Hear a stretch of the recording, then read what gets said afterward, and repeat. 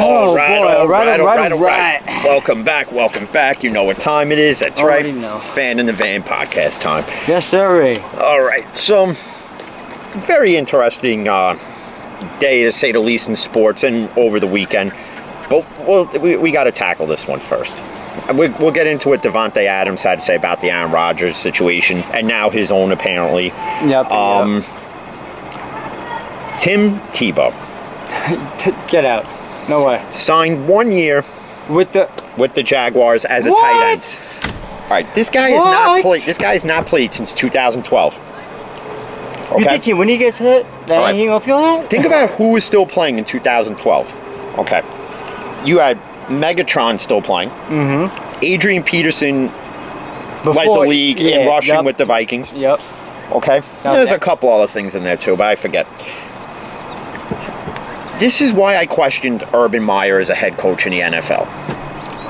Because he hired his buddy from Iowa, the guy with the whole hazing thing and the racial nonsense. Yeah. Okay.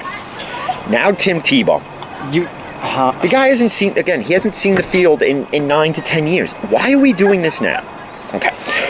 And yeah, I get it'll generate revenue because it'll be, can Tim Tebow do it? Can Tim Tebow be a tight end? He's not. To me, I don't think so. to me, I don't think so. to me, this will fail. Miserably. This will fail miserably because He will this get is hurt, I guarantee you. this is 10 years too late. I guarantee 10 he'll years get too hurt. late. Had he had come out in his draft class and switched From and a quarterback played to a tight end, from a yes. quarterback to a tight end, or even a fullback or a running back like a Peyton Hillis type Yeah, I got you. build, okay. If he had done that, he would have had a decent football career. But to do it now at 34, That's when people retire. I'm sorry to say. no, it's not going to work.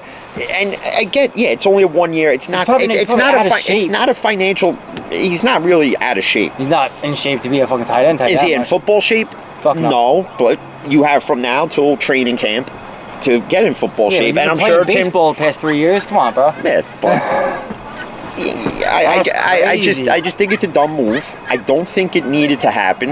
And now you're taking somebody's spot to bring in this guy again who hasn't touched a football in 10 years. You could have had a promising tight end, and instead you could have went and signed Jesse James, a tight end, and he probably would have flourished with Trevor Lawrence. Yep. Okay, but no, this is what Urban Meyer does. They could have drafted Hunter Long in the draft. This is what Hey, if they really needed a it's tight ridiculous. end, they would have done that. But I guess he went the cheap way with Tim Tebow. See how that works out, though. And yeah, you look at and people are gonna watch the video later, and they're gonna listen later when we post it all up. Okay, they're gonna be like, well, you know, guys, it's not a big deal. It's 1 year and whatever the money value is. Okay, and I understand It's not that, a big deal. It's but the here's the point. thing, it's almost like this Tim Tebow signing. I compare it to like WWE, and you're probably shaking your head why. So I'll explain it. It's like when you have this young rising star in WWE, Okay. and then they got to bring back like Bill Goldberg Oh my God. to utterly destroy him, And there goes his. Yeah, I got you. or like or like that said character who started here, like a John Cena, and then slowly rose up and went through all the dumb gimmicks of hey, I'm a rapper Yep. and blah blah blah whatever. Even though technically he can rap, I'll give John Cena credit in that regard. Yeah, but as soon as you see, I mean, he's not Eminem or Snow in form or some of the way, yo. Okay. Still to this day, nobody knows what the fuck you said. All right. But but the correlation between the two is simply this: you could have got a tight end whose stock could rise, exactly, young. and instead you've taken that away to bring in this. And you can call Tim Tebow a veteran because he played enough in the league. Yeah. Okay, for Tim Tebow. Just like they do in WWE when you have a guy who's slowly plateauing and he's right there for the title picture, and then they go, we're going to bring Goldberg back to hold the title to WrestleMania to then get squashed by Brock Lesnar. Yeah. No. You know, you have thought about this though? Then maybe Tim Tebow could be like just say quarterback, toss him being a quarterback as well. Instead of being, Oh, here we go. We're going to play the freaking high school offense that him and Urban Meyer You never know. him and Urban Meyer played in Florida. Great. Here we go. Yo, you never know. I don't need to see that again. Well, you might. Yeah, which is utterly disgusting. But On the basketball side, though, It was like the Lakers have to do that play-in tournament. Oh no, LeBron! Wait. And now LeBron James came out obviously and said that he don't even like it. Meanwhile, he voted for that shit last year. Well, we don't know who said yay and who said nay when they had to vote it. We don't know. He could have easily been a guy who said no. I don't know because, again, I'm not part of the NBA Players Association. I'm not part of the NBA as a collective. Me, I probably would have voted yeah because it adds intrigue. It makes it more interesting. It makes the teams who don't make it a chance to make it. You know what I'm saying? Yeah, exactly. And I'm sorry about the Lakers, though. LeBron cannot do it without Davis. Davis can't do it without LeBron, period. No, they can't. Anthony Davis kind of proved different last night, but that's one game. And yeah, he put up 42 and whatever rebounds. And you were playing Phoenix, who probably didn't play as hard as they should have because, hey, you know what? Hey, we got the 2 seed. We're good. Screw it, right? We're good, yeah. And, you know, and like Mark Cuban came out and he don't like the play-in system either. But you're one of the owners who probably said yes to it. Exactly. I think he was. Listen, and again, and we've said it, so we'll say it again. Everything evolves. Mm-hmm. The sports world evolves, and things are going to change. And some of it we're not going to like, and some of it we're going to be like, yeah, that's a great idea. The play-in tournament is fine with me. I like it. Because it gives a team like, let's say, Charlotte, who is on the cusp of, like, let's say, one of those, like, like the Knicks. Exactly. Yep. Okay. If the Knicks had lost last night, mm-hmm. and then if they lost last night, they would be on the cusp of being in that play-in game, even though they're the 4th seed in the East. Yeah, doesn't matter. Yeah, I understand. Okay, and it just adds that element of, like, let's say a team like Charlotte's got to play in the play-in, and they win, and they go over the top, and they win, and they go to the first round. And let's say in the first round they got to play. Let's say, you know what? We'll use the Knicks as the example. Okay. Because you're pretty much using 2 teams that are slowly getting here. Okay, gotcha. And we'll get more into the Knicks in a second. And let's say Charlotte beats the Knicks. And let's say it's one hell of a 5-game series. Okay, and it goes down to the final game, whether it's at the Garden, whether it's in Charlotte, I don't care. Yeah, it don't matter. And let's say LaMelo Ball hits a game-winning shot. Boom. Then they go to the next round. And they do the unthinkable. And then they go to the next round and do the and win it all. You're really going to hate the play-in tournament then, or are you going to sit there and say, "Hey, wow, Charlotte got a I wouldn't say a reprieve, but they got an opportunity and took advantage. Exactly. They took full advantage of it." And LeBron now hates it more because he's got to play in it. Because he's got to play in it. Well, guess what? Don't tweak your ankle. Anthony Davis, don't get back spasms. Yo, I don't know what to tell you. Ankle bullshit. Like I don't want to hear about that because Kobe had so many ankle sprains that he played through, and dude. And then, because speaking of the Knicks, so when this season's over, whoever wins the NBA Finals, the team who has the most upside going into the offseason, for once, that might actually land a free agent or two, and I'm not talking going out and getting like a bootleg version of like a Luka Doncic, or going out and getting like a Carmelo past his prime. I'm talking like a solidified free agent that's out there. Yeah, that's what we need, because Randall's the only one we got. Because they're a team that's slowly getting here. Mm-hmm. Okay? Derrick Rose is playing way more than what that contract's worth that he's playing on. He proved it, bro. Yesterday he killed it. Okay? And not only that, the Knicks have the most cap space I think they've ever had. So they can spend. Think about this. They can form a big 3 and add Julius Randle as the 4th. Actually, I didn't even think about that, bro. You can do that. And the way they've been playing, New York, not Brooklyn, New York will be another destination these free agents can go. You're damn right. And they can go there now knowing they're not the saviors. I know. It's like Kawhi Leonard had to go save the team. So it's like, if you're a Knicks fan now, it's got to annoy you a bit that Durant's not a free agent this year, and that Kyrie's not a free agent this year. Yo, if I got Kyrie, because if you think about it now, if the Knicks played like this last year, I think the NBA universe has changed a bit, because KD and Kyrie would probably be like, you know what? If we play at the Garden and we play for the Knicks, we're not necessarily there to save the team. We're there just to get them over the top. Yep. Get into that. Yeah, exactly. And and not only that, if you were to have added, let's say they instead of Brooklyn was involved in that involved in the deal to get Harden, the Rockets, it's over. Then you're talking the NBA East runs through New York City and not through the borough of Brooklyn. Yep. That's how I would see it. Think about it, bro. But the Knicks sucked last year. I know. Brooklyn was the better destination, and that's where they chose to go. All three of them. Shit happens, whatever, it's over, but I would love to see and on the offseason.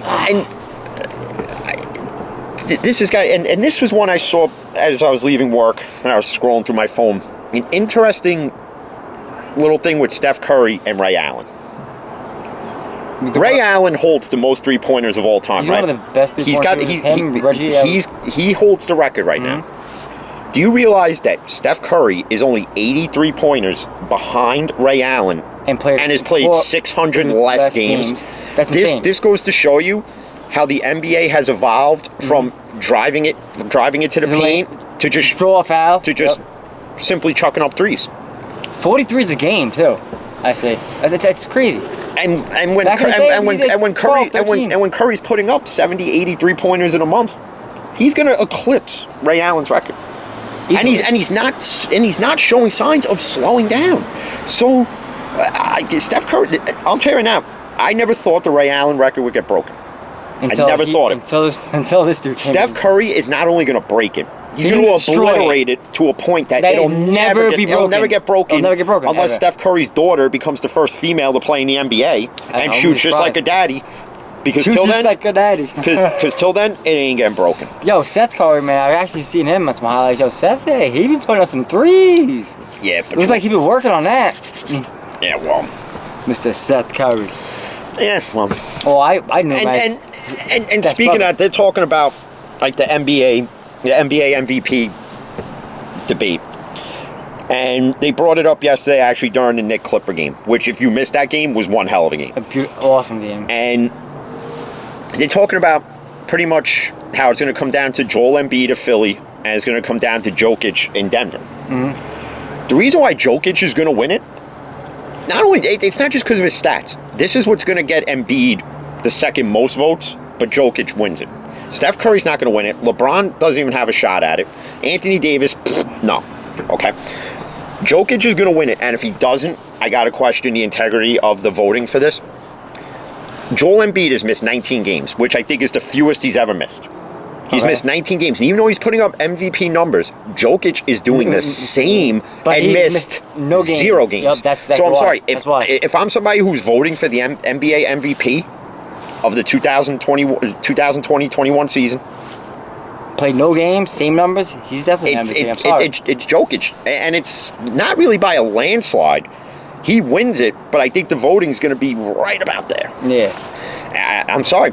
If I was allowed to cast my vote, it's Jokic. And you barely get to see him play because all Denver's games are on late. I know. Because of the Central Mountain bullshit time. Yeah, that's 2 hours away. And they're not really televised on TV unless it's on TNT or it's on ESPN or it's on ABC, which is a rarity. And there's no clear-cut team in the West right now that scares you other than, let's say, Utah and the Suns. The Suns and Denver now. Even with Jamal Murray out. I don't even care about the Lakers. Even with Jamal Murray out for the rest of the year and possibly into the beginning of next season, Denver's still a threat. They're still a threat to Utah, to Phoenix, to the Clippers. And even if the Lakers make it through the play-in tournament, they're probably going to have to play the Clippers in the first round. And they ain't going to beat them. And guess what's going to happen? The Clippers swept them. Swept them the whole time. And the Lakers don't want to play Portland because Portland's had their number 2. Yep. So... And we're playing the Lakers, tomorrow? Today? Tomorrow. I think you guys play tonight at 9. 9:30, 10 o'clock, because it's in LA. Oh, no, Tuesday. I don't know. Who gives a shit? All I know is this. All I know is this. LeBron, how convenient. That's the game he's targeting to come back. That's the game. And watch him lose. I'll lift my ass off. Yeah, well, watch him play 20 minutes and say his left ass cheek hurts from sitting the bench. and if I got to hear that when he's hurt, he's coaching up people on the sidelines. He's not. He's not. Because again, this is what I see him doing. With his mask on. You know what I've seen, and this is where I'll give Anthony Davis credit. I've seen him with the iPad go to certain players, and he's like, "Listen, this is what did it." Like he's helping the coaching staff out. And LeBron's like, "Well, if I'm not in the game, then I'm just gonna sit over here like a spoiled little basic bitch." Well, LeBron James, you know, he's the man. He ain't gotta do shit. He's the king. And yeah, I just really can't stand LeBron. A lot of people can't, and which is gonna lead me to this one too. With the NFL side of it, somebody posted out something about Lamar Jackson. And this is going to lead into the next thing of which I'm going to discuss, where Ben Roethlisberger, yes, Ben Roethlisberger will be defended again by yours truly. Okay. Somebody said, why can't we just say Lamar's good? He's rushed for like 2,500 yards to start his career, and he's thrown X amount of touchdowns and blah, blah, blah, blah, blah. You want to know why nobody's going to say he's good? Because he fucking isn't. Did they count into how many overthrows he threw? Okay. How many missed? Look at his accuracy for one. Horrible. It's barely there. All he does is run. Chokes and big spot. The whole offense is surrounded by him. Which leads me now to this for those who say that he is the king of the AFC North. Hold on, because I wrote this down. Because I wrote this down, yes, because I write shit down. So this is by the age of 23. Roethlisberger to Lamar. Hey, Ben's record is 26-6 by the age of 23. 5-1 in the playoffs, and 1 Super Bowl. Lamar is 20-3, choked on 2 moose sticks in the playoffs, and has 0 Super Bowls. That's the king of the AFC North. My ass. Mm-hmm. Okay. Keep it rushing those 2,500 yards though. Whatever, man. You're just gonna end up getting taken out. Because Lamar will never touch any of Ben's accolades. Baker is never going to touch them. So I don't understand why these people in the sports media or unknowledgeable fans have got to sit here and go, oh, they're the kings of the AFC North. Because again, and I'm going to say it for the umpteenth time, when Ben's career is done and he hangs up the cleats and hangs up number 7 for the last time, and it goes to Canton, and he's enshrined, and he's in the Pittsburgh Steelers Hall of Fame, and his numbers retired, and his numbers retired with Bradshaw and Franco Harris and Mel Blount and Stallworth and Swan, and need I go on? Okay. Lamar's number will never be retired.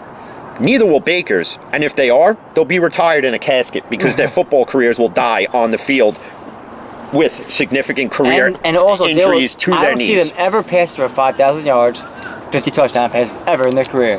Especially Lamar Jackson. I'm sorry, Pimpin. Not Lamar, but I could see Baker doing it. Yeah, as long as he can actually get the balls to his weapons. I just want to see what Odell does this year.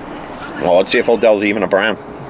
No, I think he is. He's saying. And speaking of wide receivers, Davante Adams came out and he said he understands the whole Rodgers situation, that he's even evaluating his situation now. That if Rodgers leaves, he's going with him. Don't be surprised Davante asks to be traded next. And this is going to create that spiral effect of the bullshit that you don't want within your organization. But you know what? Blame yourselves as the Green Bay Packer organization for what you've created. And I don't blame Davante Adams because he's never going to win a Super Bowl with Jordan Love. Because again, another unnamed NFL exec came out and said Jordan Love is nowhere near ready to take the reins of the Green Bay Packers. Now, is it because he doesn't get the chance because of Aaron Rodgers? That's part of it. But people in Green Bay are going to expect Jordan Love to come out there and play like Aaron Rodgers did. But then again, these are the same fans who expected Rodgers to play just like Favre, if not better. And I'm sorry, Rodgers is better than Brett Favre. For all intents and purposes, he's better than Favre. Favre threw more interceptions than I can even think of, actually. and people can knock me for it because they knock me for defending Ben, and I defend the Steelers. Rodgers definitely and this, that, and the dirt. But if you put Favre and Rodgers, and you had to compare them, Rodgers edges him out. By a lot, actually. By a lot. And then I read this one, and I forget who said this, that Deshaun Watson, sooner or later, will be a Philadelphia Eagle. If the Eagles do this, if they go and get Deshaun Watson, you're pretty much telling Jalen Hurts, we don't believe in you as the future of this team. And Jalen Hurts would have been a wasted second-round draft pick. And Jalen Hurts will go to Houston for his career to die. Yep. Because you don't think Jalen Hurts is going to be involved in that trade? Oh, he will be. I'll have nobody And Philadelphia Eagles fans are going to be, oh, here comes the Super Bowl with Deshaun Watson. Yeah, well, not without a tight end who they're trying to trade, and with a mediocre running game with Miles Sanders. Oh, and Kerryon Johnson's there now. Yep. And the other, Boston Scott, I think his name is, the other one. They got Devontae Smith. Okay, yeah, but that's it. Yeah. What does Philly got? That's it. That's all they got. So. Yeah, you're right. And not only that, if you're a team right now that's really going to try to trade for Deshaun Watson, you give up your future.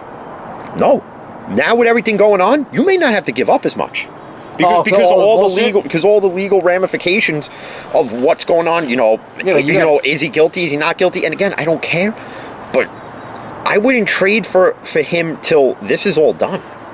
Until the smoke is cleared and the dust is settled and everything's figured out, I'm not trading for him. Well, if everything's figured out by then you'll probably have to give up your future. If you do it now... I still don't think you have to. Well, you got to think about his agent. His agent, him and his agent are not going to go for no fucking small ball shit. I'm telling you that right now. I don't know. I just honestly think that Houston has created... The shit show? Well, yeah, they created a shit show, and Deshaun Watson is damaged without even being hurt on the field. He's damaged now. He's damaged goods to wherever he goes now, because no matter where he goes, there's always going to be that. There's always going to be, and in speaking of that, and we got to jump back to Tebow here, because now that Tebow got a job, everybody's clamoring that Kaepernick should get another shot in the NFL. And you know what? I think it's time it happens. Yeah, me too. Why not? And it's not. Listen, and again, when you go back to 15, 16, and he was kneeling, a lot of us were blinded to why he was really doing it, and as the years have passed, and some will agree with me and some won't, and some will just be stuck in their ways, and I won't mention names of who, and they're entitled to their opinions, but the same way Jacksonville's going to get the backlash for signing Tebow is the same backlash a team's going to get for trying to trade for Deshaun Watson. The Kaepernick one, though, will take the cake. To me, by certain fan bases. Now, I'll be honest in saying this right now, and Steeler fans, you can get mad at me. Colin Kaepernick to the Steelers, but it works. It'll work. I would, and you can say, well, we have Dobbs, and we have and we have Rudolph, and we have Haskins. Shut up. Colin Kaepernick is better than all three of them, and hasn't played a single down in almost 6 years. Oh, 6 years. Okay, and think about what you're getting. You're getting a guy who's mobile, which would fit Matt Canada's offense. And he's quick too. He's got an arm. Yep. And it's accurate. You pretty much have what Lamar should be. But it's Colin Kaepernick, not Lamar Jackson. And if I got to hear how, if Baltimore doesn't reach an extension with Lamar, the Steelers should go and sign him. I want no part of Lamar Jackson whatsoever. I don't think Tomlin would either, to be honest. That's like saying, let's go get Baker Mayfield after the 5th-year option is done. I don't want fucking Baker Mayfield either. They're trading for a reason. What the fuck do you want him? Yeah. I wouldn't want any part of that. But you got to think about it too, like the backlash they'll get for Tim Tebow. If he does pan out, what if he does pan out? If he pans out, then we all have to sit here and admit we were wrong. Fucking. And I'll gladly I'll gladly come out on camera, and people can replay this and you shit all over it. Yeah, and guess what? I'll gladly come back on here, and I will gladly say I was wrong. Mm-hmm. I'm not saying he's gonna have 1,000 yards or whatever, but because he'll have a touchdown pass or two. Put money on it. Well, let's say Tim Tebow goes out there and is lights out at tight end. And let's say he does have, 100 catches for let's say 900 to 1,000. That's insane. You got to take that, and you got to say, yeah, that's decent for a 34-year-old who hasn't played in 10 years. But again, I think, and this is me trying to get into Urban Meyer's head. Not like I really want to be there, but I think the signing of Tebow isn't just to be a tight end. I think he's going to try to do what New Orleans does with Taysom Hill. Yeah, and that's that makes complete sense. And they're both the same build. You're damn right they are. But the difference is that Taysom Hill has somewhat of an accurate arm, and Tim Tebow throws more balls in the dirt than grave diggers dig 6-foot holes and put bodies in. Just saying. And I'm going to say this now. The Yankees are back. Get prepared. Because even though they sucked it up Friday night and blew that, and that game got blown right out of the water. After that 3-run bomb? Okay. Kluber against Scherzer. And Scherzer was dominant. He was. No, he was. Okay. And I got to give Max Scherzer credit for this. So they interview him after the game. And instead of saying, my team couldn't produce runs to win that game, because it went back and forth. Yep, I could have pitched better. Okay. He said, me leaving that ball up in the zone to Higgy was a big mistake. Was my mistake, and I have to own that. And guess what? He did, and he was dominant. 8 innings, 14 strikeouts. We couldn't hit shit. Other than that home run, there was nothing. And then the minute he's out, Brad Hand comes in, and then that's where the ball game just falls in our favor. And guess what? It did yesterday too. And Stan finally broke his damn non-hitting streak. And this season, and what's going to annoy me, and it happened not only in the Yankee games, happened in the Met game the other night. DeGrom. Well, no, not that. What? So in the Met game, it was like the 8th inning against the Diamondbacks, wherever it was. Dustin May's pitching. Obvious strike. The whole world sees this, and they call it a ball. It's not like a questionable one where it's like on the line of the box that they show you on TV. It's really like, okay, so this is the box. Ball's here. The ball is here, clearly in the box. And about maybe, let's say, a few inches away from the line. Clearly a strike. They call it a ball. And Luis Rojas and everybody on the bench is flipping out, and every obscenity you could think of is said. Okay? Why can't they get that right? They can't get replay right. They can't get shit right, bro. Why are these guys why are Angel Hernandez, Joe West, and half these guys still umpires? It's like the strike zone consistently, the only thing they're consistent at is changing the strike zone throughout the game. It's like, okay, so a ball that was here that's a borderline strike is a strike for the first 5 innings. But then when the game's on the line, now it's a ball.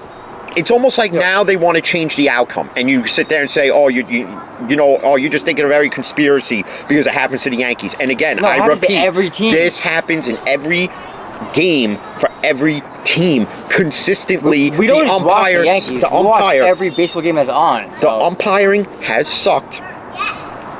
It's not getting better, and that's just the end all be all of it. It was like the Braves game yesterday, man. I see some questionable ass strike calls in that game too. And you know, and then I'm thinking of the Albert Pujols situation with Anaheim, right? Mm-hmm. And apparently he blasted Joe Madden's managerial skills, and rightfully so. But to release him when you did, you still got to pay the man. I know. You owe him all this money still. That's retarded. I know. And hey. And you know, and I said when we were on the other day that I would take him on the Yankees, but now again, Luke Voit back. So we don't need him. But guess what? If he's still there, Albert Pujols is a reliable first baseman that could come off the bench. Mm-hmm. If Voit happens to go down again, knock on wood that he doesn't, but if he does, I'm sorry, I'm not counting on Miguel Andujar to play first base, and you can't have LeMahieu play first base every game. No. So he's got to play second. You know, you can't. So I would take the flyer on him. If you're a team that needs a veteran first baseman who's still got some pop in the bat, I'm going after Albert Pujols, and you're not going to have to pay him that much. You probably don't even have to pay him. He'll probably say, "I'll come play for you. I'm still getting paid from the Angels." That might even win a fucking World Series. Yeah. And when you brought up the DeGrom, luckily it's for Mets fans, it's not serious. And even as a non-Met fan, you still hope that it wasn't serious, because you really want to see that dominant of a pitcher go out like that. I don't. And again, and we said it weeks ago, and I'm going to say it again. What every fan needs in the New York metropolitan area is the World Series we've all been clamoring for, with both teams being vastly improved. Mets, Yankees, Cole. Game 7, DeGrom, Cole, and it's all on the line. That's what everybody wants to see. In a packed Yankee Stadium. Yeah, and I'm talking anxiety. I'm talking packed, like to the gills, like people outside of Yankee Stadium. Mets fans, Yankee fans. Y'all be on a lift. Like, that's what I want to see. And then, you know, we'll jump into hockey here. Obviously, the Rangers win a meaningless game at the end of the year. The fucking Islanders get swept by the fucking... By the Sabres. Which is embarrassing, whatever. And I was talking about, because I went to this new cigar lounge, Long Island Cigar, and I was talking to, we were watching a Ranger game. They had the Ranger game on, they had the Yankee game on. They had every game on you could think of. So we were talking about the moves they need to make in the offseason. And one of them is, not this season, but after this next season coming up, Mika Zibanejad is a free agent. Mm-hmm. And Mika Zibanejad is the Curtis Granderson and the Giancarlo Stanton of hockey. He's streaky. He'll score in meaningless games. He'll score against meaningless teams. He won't get you that big shot or that big goal when you need it in a meaningful game, and he's going to command a lot of money. So not only did they make a horrible signing in Chris Kreider and paying him money, and he hasn't lived up to that contract, but if you're thinking about re-signing Mika Zibanejad, I wouldn't do it. Rethink that shit. And you got rid of John Davidson. You got rid of his assistant. Okay? So here's what the Rangers need to do. Columbus and John Tortorella mutually parted ways. I'm not saying bring Tortorella back as the coach. Bring him back as a scout, because he's going to scout guys with some fucking balls on this defense. I know. Because that's what the Rangers are missing. Other than Adam Fox and Trouba, other than that, this defense is suspect. You have Alexei Lafreniere, who was your number one pick in the draft last year, who was a center that you're playing in the wing position. Okay?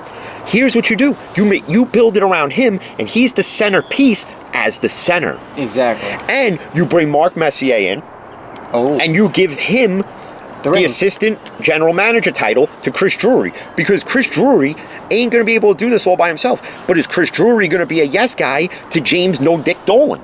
I don't know. Is he a pussy or not? And if he is, and if he is, Ranger fans, guess what? Expect more of the same. Ups and downs and ups and downs and ups and downs. This Ranger team is like a Gordon Heights hooker. Up, down, up, down, up, down. And I can't. We need... If Chris Drury just looked at how the Islanders rebuilt their team. They used guys within their minor league affiliates. Mm-hmm. They traded guys that they knew they couldn't keep. So they let them build up their value and then shipped them off and then got picks and got guys from other teams' minor league affiliates. Okay. Do I give Dan Quinn one more year? If the Rangers do what I'm saying they should do, I would. Then give Dan Quinn this 1 year to fix it, to right the ship, get this team in the playoffs, and let's see what happens. Because the Rangers haven't had a fully built team since the 2015 season, when they got absolutely screwed. I was going to use another word, but I'll try to keep it clean for a while. When they got screwed on that no goaltender interference call. I couldn't tell. I didn't watch that game. Okay? They got absolutely screwed, and it's just been a downfall since. And the Rangers have been known to give bad contracts to players who didn't deserve it. And this regime... Zibanejad's one of them? In this regime, Chris Kreider was the bad signing. Ryan Callahan, when he was here, was not the center of this team. And he was not the captain. He was good too, though. Okay. Chris Drury, Mark Messier, and even if you put Tortorella in and you give him like assistant GM roles, and you let Messier and you let Tortorella be the scouts, because this scout they have is utter garbage. I guarantee Mark Messier could definitely find talent. Bring in former Rangers with some balls to fix this team. Because that's what you need to do. Because I'm tired of sitting here giving the Islanders their due. We're not, because we're losing right now. Okay? I'm tired of giving them their due. And it's not because I hate the Islanders. You know, I'll watch the Islander game when you have it on. And, you know, and when it comes to the playoffs, wherever the Islanders are seated, you know, listen, I don't want to see the Penguins win another Stanley Cup. I don't want to see them make it past the first round. Okay, so if the Islanders got to play the Penguins, yeah, you know what? I'll root for the Islanders to win. Because I can't stand Sidney Crosby, because he's like Tom Brady in the NHL. He's friggin' protected, and I can't stand it. He's a little punk bitch. And I can't deal with it. Okay? So, again, if you're a Ranger fan, understand what I'm telling you. Chris Drury is going to need Tortorella. Mark Messier. And Mark Messier. See, the issue with Tortorella's first reign is that he yelled at you. He was an utter dick. Yeah, he was. But you want to know what, though? Because Tortorella's about winning. But this time around, if you bring him back into the Ranger fold, he's got to change his outlook a bit. Yeah. But that's a guy you need to scout for you. He's going to find you guys talent. with some balls that are going to friggin' crush people. This friggin' Ranger team out there, why don't you just put tutus on them? And let them go skate in friggin' Tokyo for the Olympics and the friggin' ice skating escapades or whatever the frig they call it. I don't even know what they call it, nor do I care. But that's what they need to do. Hey, it is what it is, dude. And you know what I was thinking about too? What? Think about how many no-hitters have already been in baseball. A lot, actually. And like 4 or 5. And think about this. They're not big-name guys. They're not. I think there's 5.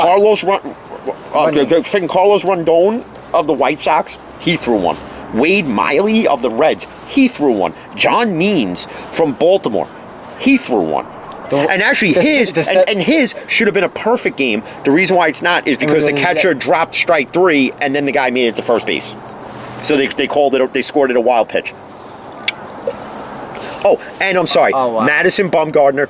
That's a no-hitter too. Yeah, the 7-inning one. I'm sorry. I'm sorry because when MLB agreed to. And the Players Association agreed to 7-inning doubleheaders. That's an official game. I don't care what you say. You can sit here and play this. Well, we don't know if you would have carried it to the 8th, the 9th. It don't matter. And you want to know what? Yeah, in the world of what ifs, we don't know. But what we do know is this: he had it after the last out of the 7th inning. So guess what? That counts. And if you don't, and if you don't agree with me, that's all well and good. And you could bring up your points, but just know this: my points are correct. Yours are what ifs. Ours will be correct because ours are based on what Major League Baseball approved and agreed upon with its players. Yo, just put it this way, all right. He pitched no-hitter in 7 innings. What did you expect him to do? The game is over. It's done, over and done with. Bottom of 7th, done. Everybody goes home. What makes him go out there on the mound and just... Come on, it's a no-hitter. That's it. No asterisk next to it. None of that bullshit. I'm sorry. No, but if you want to... And that's the funny part. Because somebody said, well, what if you put an asterisk next to it? No hitter under unfortunate circumstances. Okay, then you know what? You know what? Let's take those asterisks and let's put them next to McGuire, Sosa, Bonds. There you go. Then maybe they'll get in the Hall of Fame.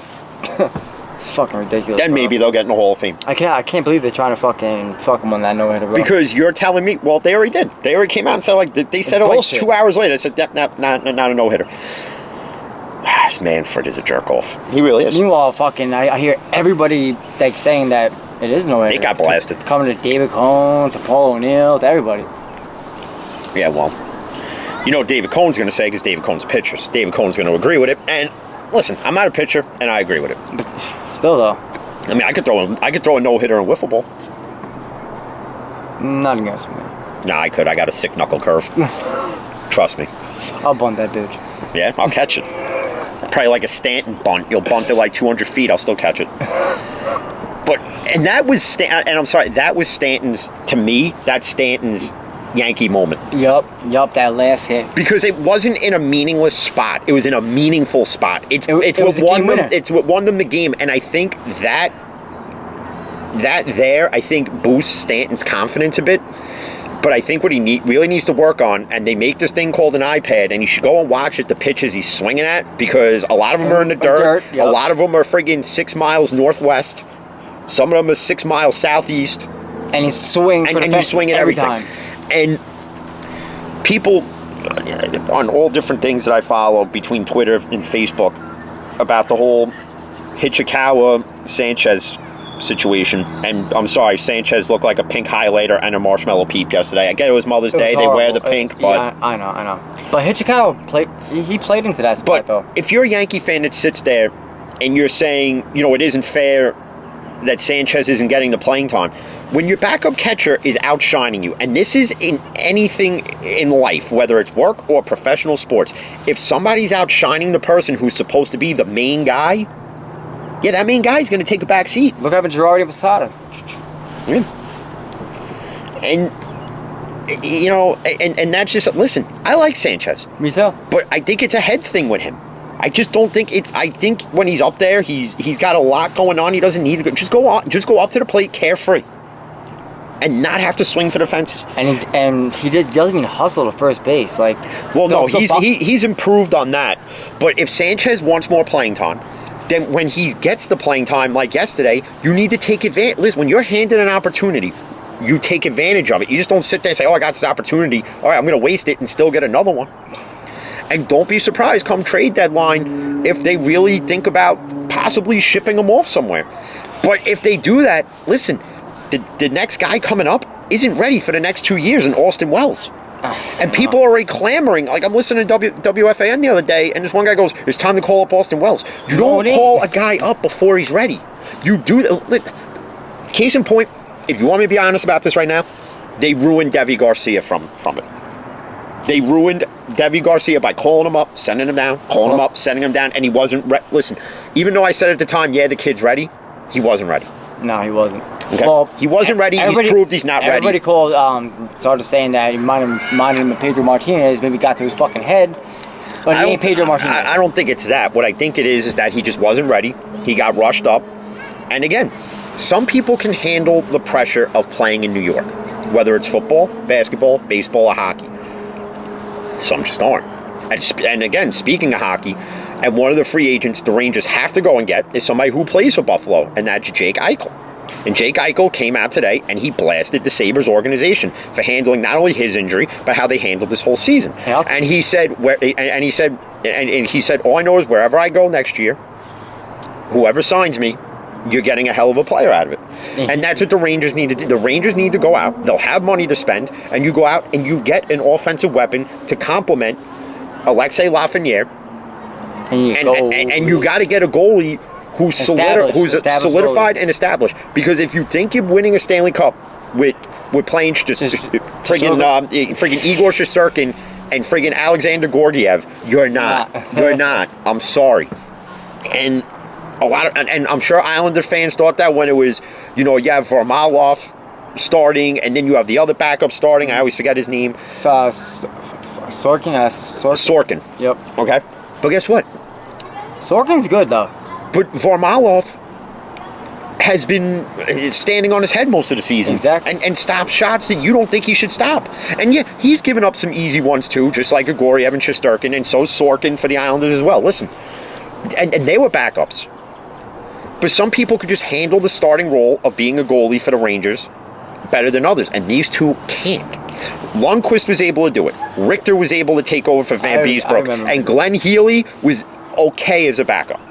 And this is what we have. We have two Glenn Healys starting, and I don't friggin' need it. I want a Dominic Hasek type goalie in there.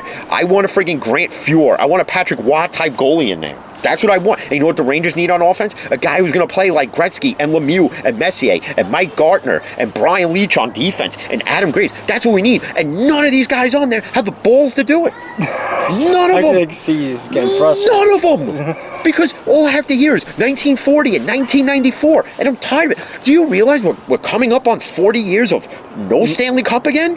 And guess what? I'm tired of it.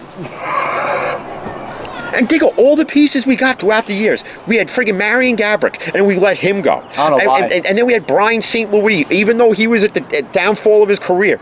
We had him. We had Rick Nash. Get rid of him. What the fuck? What the fuck? You know why? Because James Dolan is a moron. And this guy's allowed to own 2 teams? 2? 2? He can't even fucking do one. Like, he lets the Knick organization have full autonomy to do whatever they want. And the Rangers, no, I have to be the end-all be-all. You know what, James Dolan? Worry about fucking screwing people at Optimum. Worry about that. And the shitty fucking freaking internet service you provide. Worry about that. I can't. No, because it's just so annoying. Because it's like, and this isn't to knock on the Islanders at all, but you watch this Islander organization, who is the joke of the NHL. Like, literally, they were the joke. Even when they came out to Gordon Fisherman jersey, and even they had an owner who couldn't even afford the team and got away with scamming the NHL for like a year. Okay, in friggin' Spano, which is friggin' hilarious. And look at the Islanders going to the playoffs. Look at the Islanders last year, almost in the Stanley Cup. And what are the Rangers doing? Well, choking. Look at this shit. Islanders 4 shots on goal. Bruins 18. There you go. We're chasing the fucking puck again. I can't stand that shit, man.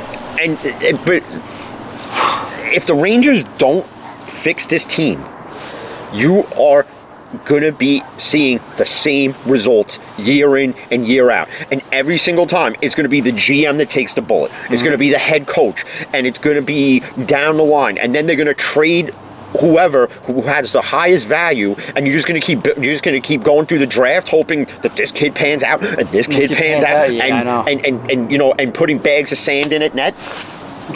No, spend money, James Dolan, you cheap prick. Spend money and don't give out bad contracts to guys like Chris Kreider and friggin' and Mika Zibanejad, who's gonna command. You figure Kreider gets paid $7 million a year, and he plays like a player who should only be getting paid $500,000. Okay, and then you got Mika Zibanejad, who plays like a guy who should be getting $3 million a year, and he's gonna want $15 million a year. And you know what? These friggin' boneheads, because I see Chris Drury, honestly. I see Chris Drury as being the guy that, yes, Mr. Dolan, yes, Mr. Dolan. Oh, would you like 3 shots in your espresso or 4? Okay, that's the type of GM he's going to be. I can freaking guarantee it now. And that's why, and Dan Quinn, I could see stepping down as the coach when this bullshit starts again. And you know what? I, for one, would agree with him doing it. And you want to know what? Mark Messier. And you want to know what? Bring Mark Messier as an assistant coach. There's nothing wrong with bringing in former players to help build this team. There's nothing wrong with it. Bring Brian Leach in to coach the defense. Hey. Bring in Jeff Bookaboom. Do something. Go dig up friggin' Darren Turcotte, wherever the fuck he is, to friggin' coach the wingers. Marona Fargic. God, it's not hard. Oh God, just watch how everybody else is building it. Look, the San Jose Sharks. There's a prime. They were the biggest. They were a bigger joke than the Islanders. I know. And guess what? They're consistently in the playoffs. The Vegas Golden Knights in 1 year, the first year, and people can say, "Oh, it was rigged." I don't care. Made it to the Stanley Cup Finals. Made it to the Stanley Cup Finals. The Rangers can't even touch a wild card. They can't touch a playoff. They can't touch shit. They can't even touch the shit they shit out in the toilet. They can't touch anything. God, I can't. And that's how you know, as a fan, that I am fed up. Because you could see it. You could hear it in my voice. You could see it when you watch the video later. You could see all of it. I'm done with it. I'm so done. I would be like this if the Steelers were like this. But worse, I'd be slamming shit. I'd be taking all the autographed mini helmets I got, literally, and taking a golf club. No, you'd be thinking about it. You'd be thinking about it. Teed. That's what I would be doing. You'd pick it up if I didn't know. That would be so fed up. So done. But I wouldn't be out there. Actually, I wouldn't. I would. I was out of hostility. I would never. Maybe Steven Nelson's. No, you wouldn't. No, actually, no, I wouldn't. I paid decent money for a lot of them. Actually, not, because you know what? Because Total Sports Enterprises always got great deals. That's my go-to. Yeah, shameless little plug for them. But, you know, crazy, just Rangers got to get it. The Rangers, and you know what? And you know what? You could say the same thing with the Yankees. Say the same thing with the Yankees. It's the same thing. They constantly, since 2009, okay, which is atrocious for a team that's been built to win for 100 fucking years. Okay? And yeah, you can say, well, Jim, you know, you guys get 27 championships. Okay, but you know what? Okay, but you want to know what, though?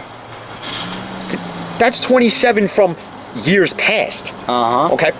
How about the guys playing on the Yankees now? How about Aaron Judge? Doesn't he deserve one? He deserves it. How about Brett Gardner? He deserves one more before he leaves. Oh, damn okay? Right. How about Garrett Cole? Even though he had one with the friggin' trash throws, but still. Regardless, okay? You look at these Yankee teams that they've had for years. DJ deserves it. And it just and yeah, you could throw the friggin' the whole Houston scandal into it. Okay? But just think of those teams that they had from 2009 and even when they won in 2009 to now. I know. And to not win at least another 2 in a decade? Dude, I hear you. And you could sit there and say, well, you know, they got rid of Girardi and they did that. Listen, it wasn't all Girardi. But Girardi was just the easy person to blame it on. Of course. Because people could sit there and say, well, his managerial style got bland and blah blah blah. And he's a buy a books, statistician guy and blah. But you want to know what though? It worked. Yeah, but he wasn't good at managing the bullpen that well, though. No, he was a lot better managing the bullpen than Torrey. Torrey would go out there and send somebody out there 7 days in a row and burn their arm out. They'd be pitching with their friggin' nutsack. Torrey won World Series. Yeah, but look at those teams compared to what Girardi coached. And they were on those Yankee teams, you had... Yeah. Steinbrenner unloaded the farm and got those guys that he needed. And we had like, what, 5 or 6 people batting with on it? And listen, I'm not saying the Yankees got to go and be like that again, but they got to do something. Listen, as far as I'm concerned, Hicks ain't the answer in center field, okay? Because he's streaky. Clint Frazier ain't the answer in right field or left field. He's not an answer. And in free agency in the offseason, be more aggressive. Yeah, I know. We definitely should have this year, bro. Like, okay, yeah, you went out the year before and you got Garrett Cole. And Kluber, yeah. All well and good.